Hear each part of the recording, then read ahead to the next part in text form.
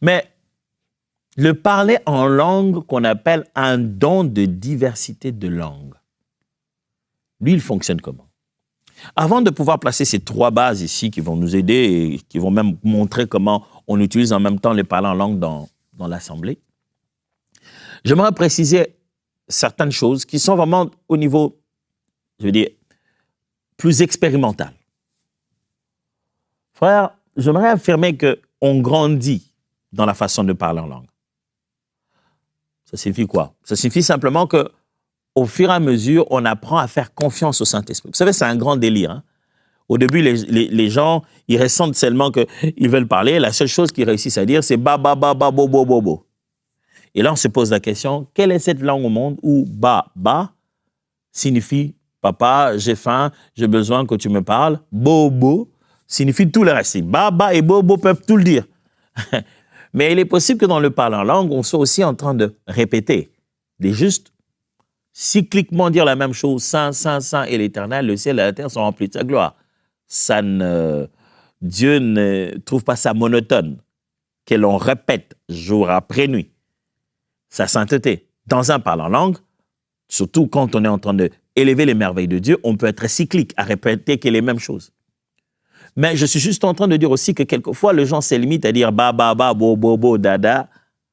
C'est simplement parce qu'ils n'ont pas encore grandi dans leur confiance sur l'expression de ce don. Au début, c'est le peu qu'ils ont pu dire dans leur bouche, sans intelligence. C'est le peu qu'ils aient pu faire confiance de sortir dans leur bouche. Parce que c'est quand même un exercice difficile. Hein? Donner une parole de connaissance, tu vas dire en langue intelligible. Mais les parler en langue. Ce qui fait qu'on grandit dans sa façon de parler en langue. Et quand on se met à parler en langue, on peut reconnaître au bout d'un moment qu'on n'est plus en train de faire ce qu'on appelle la langue de prière. On est passé à la langue prophétique. Le parler en langue, c'est la capacité à un locuteur de parler une langue qu'il ne connaît pas, mais dans le but de s'adresser au peuple. C'est là que tu as le don des diversités de langues. Quand tu peux juste parler en langue pour la prière, ça, c'est un don, c'est quelque chose qui vient avec les signes de la manifestation du Saint-Esprit. Mais ça devient un don. Vous souvenez-vous, le don, ce n'est pas parce que c'est toi qui l'as. Le don, c'est parce que Dieu veut le donner aux autres et passe par toi. Donc, l'application même dans l'Église, premier point, il y a ce qu'on appelle une langue comme prière personnelle. Alors, Paul explique ça très bien dans 1 Corinthiens. Il essaie de démontrer et d'expliquer aux Corinthiens qu'il y a un niveau où le parler en langue n'est qu'une prière personnelle. On prie, on parle à Dieu et à soi-même, en fait. 1 Corinthiens, chapitre 14, versets 2 à 4. En effet, celui qui parle en langue ne parle pas aux hommes. Vous voyez ça? Mais à Dieu, car personne ne le comprend. Et c'est en esprit qu'il dit des mystères. C'est en esprit qu'il dit les mystères et personne ne le comprend. Donc, ça ne devrait pas choquer les gens que quand on parle en langue, que personne ne comprenne. Parce que ce n'est pas d'aujourd'hui. Ce n'est pas comme si aujourd'hui on a inventé un truc où les gens ne comprennent pas et qu'à l'époque, ils se comprenaient à 100% comme au jour de la Pentecôte. Non, Paul l'affirme très bien ici. Quelqu'un parle en langue, personne ne le comprend. Il parle des mystères au niveau spirituel. Celui qui prophétise, au contraire, parle aux hommes. Il montre ici que celui qui est en train de donner une parole de prophétie s'adresse vers l'édification.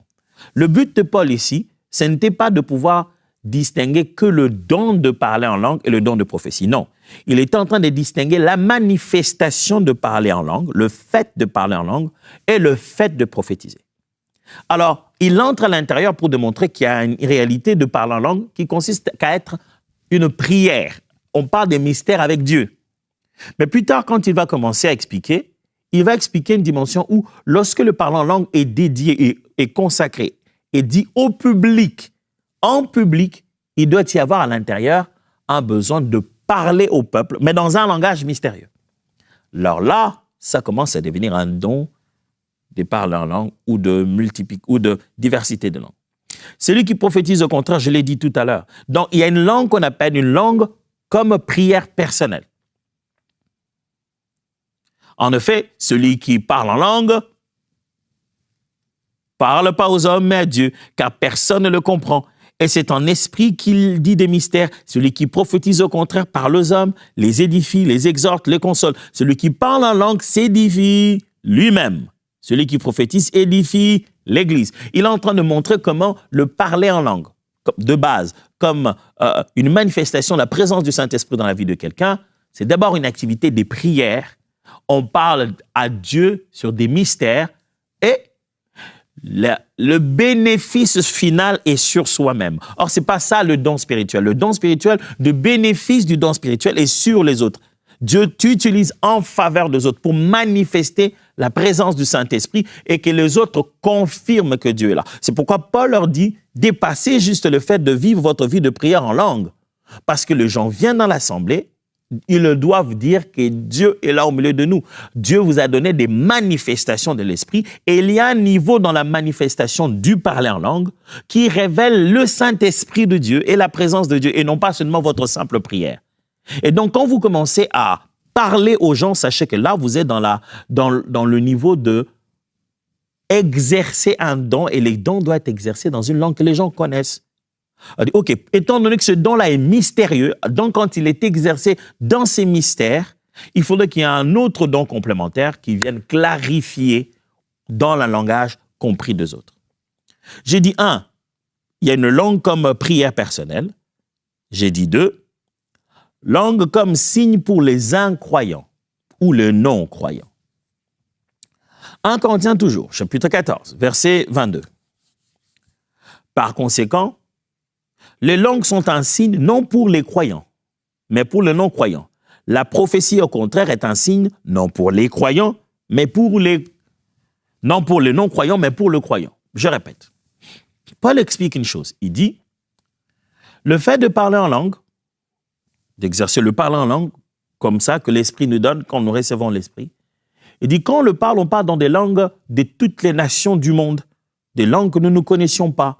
Et les gens donc venus de partout voient un signe que Dieu me parle, qu'il y a un langage ici que je ne comprends pas. Dieu s'adresse à l'univers. Mais lorsque on est en train de faire un signe de prophétie, lorsque le Seigneur se manifeste pour donner une parole prophétique, il vise son Église, il vise les gens qui sont dans l'assemblée. Pour eux, c'est un signe que Dieu nous parle réellement. Alors, le parler en langue, mes amis, quand nous parlons en langue, c'est l'un des signes forts que le Seigneur a prévu, comme un signe de temps, une manifestation de sa présence. Les non-croyants se disent, wow, c'est quoi le truc, c'est quoi le délire? Mais troisièmement, les langues comme message à l'assemblée. Je l'ai presque dit. À un moment donné, les langues que l'on parle, qui sont inconnues pour celui qui parle, sont adressées à l'assemblée. C'est pourquoi je disais tout à l'heure qu'on grandit dans le parler en langue. À un moment donné, pendant que tu parles en langue dans la prière, pendant que tu parles dans ton esprit, l'esprit te met une conviction que ce n'est plus une prière que tu adresses à Dieu. Tu ressens que ce que je suis en train de dire ici, ce n'est plus à Dieu que je parle, c'est Dieu qui parle aux hommes. Alors, les Corinthiens, à l'époque, ils étaient incroyables. Ils étaient terribles. Et ils pouvaient venir dans une réunion comme ça où quelqu'un s'élève, il commence à parler en langue. Il dit des choses, il va s'asseoir. Pourquoi? Ouais, je parle en langue. Mais Paul dit, mais il y en a celui-ci qui parle, l'autre qui parle. Et puis nous, on parle à la maison comment? On a aussi grand nombre qui existent des langues sur la terre. Il y a des langues, les langues sont censées être incompréhensibles. Si tu t'élèves pour parler à l'assemblée, si tu veux faire entendre ta voix dans l'assemblée, c'est pour que les gens comprennent. Mais Paul ne dit pas, donc, à partir de ce moment, tu ne peux pas donner des messages en langue, parce que, étant donné que les gens ne le comprendront pas, donc Dieu ne peut pas parler dans des langues que les gens ne comprennent pas. Non. Il dit, Dieu peut parler. Dieu peut s'adresser à son peuple de cette manière-là. Seulement, c'est le jeu, je vais dire, le travail collectif de deux dons différents. Le premier se met à parler en langue et délivre des messages, le message dans un langage très mystérieux, incompris du locuteur et probablement aussi incompris des personnes qui sont là.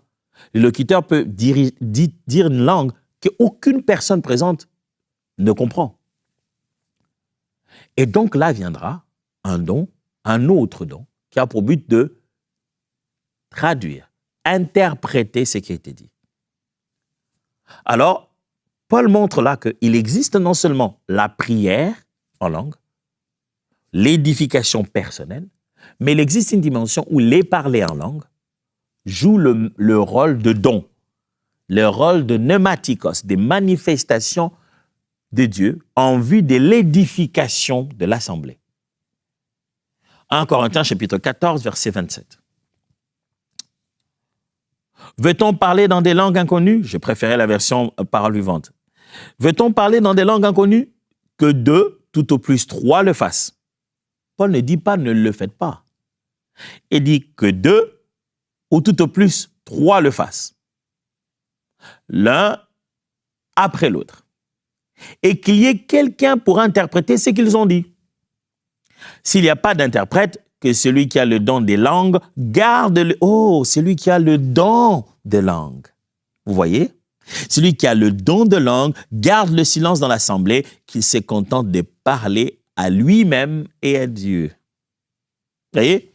Il dit, vous avez le don de langue. Lorsque votre don de langue a pour but d'élever la voix, de prendre la prééminence dans l'assemblée et d'être la voix entendue, on ne devrait pas assister au spectacle de t'entendre seul parler en langue. Si le peuple doit se mettre à t'écouter, ça veut dire que Dieu veut partager des mystères. Alors, si vous voulez communiquer, ne vous mettez pas tout ça l'un après l'autre. Tu sens que tu ne sais pas les dire dans une langue intelligible et tu sens que tu as un flot qui ne finit que par parler, qui n'est qu'un parler en langue. Tu te lèves et tu parles en langue.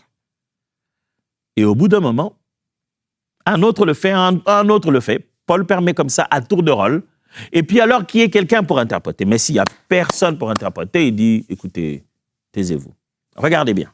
Si vous pensez que l'interprète doit être quelqu'un qui connaît la langue qui va être utilisée, comment celui qui va parler en langue sait quelle langue il va parler? Pour que je puisse m'élever parlant en langue, étant rassuré que l'interprète connaît la langue, donc je dois connaître la langue que je dois parler. Je me dis, OK, je vais parler anglais, lui parle anglais, certainement il va connaître. Mais nous sommes dans une réalité où le locuteur lui-même ne sait pas dans quelle langue il va parler.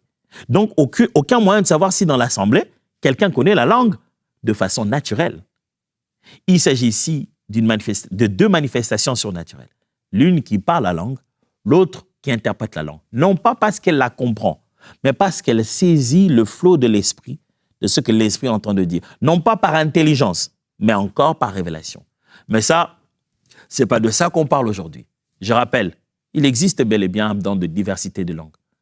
Au-delà de langage de prière, il existe un message à travers des langues et de langues que l'on ne connaît pas. On grandit dans les parler en langue. On prie un moment, on se rend compte que Dieu commence à me demander de parler à des gens. Un jour, un prédicateur très connu, Pierre Truchel, lui-même racontait, il dit un jour, il avait fait une de ses prédications et avant, dans sa cassette, il a commencé par parler en langue. Il a parlé en langue pendant longtemps et s'était enregistré. Et une dame, un jour, dans l'une de ses prédications, vient le rencontrer en le saluant.